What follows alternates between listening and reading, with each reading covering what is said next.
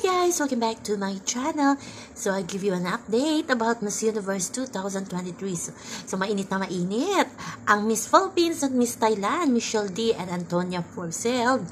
As in latest interview nila with Miss Diane Castillejo na lagi silang magkasama at syempre hindi sila nawawala sa top 10, top 20 ng Miss Universe 2023. So, November 16 na, kaabang-abang ang ating Philippines at also naman ang Miss Thailand na malakas daw ngayon sa masa ang Miss Thailand na makukuha din niya ang corona.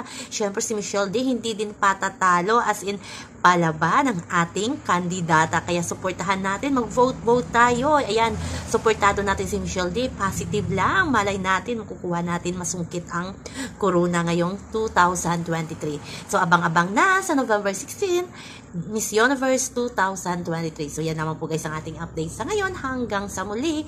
Bye-bye. Also remember, wag po tayong magpaka-stress. Ayan, please like, share, subscribe my channel para ma-update kayo sa mga bago kong upload. Bye-bye!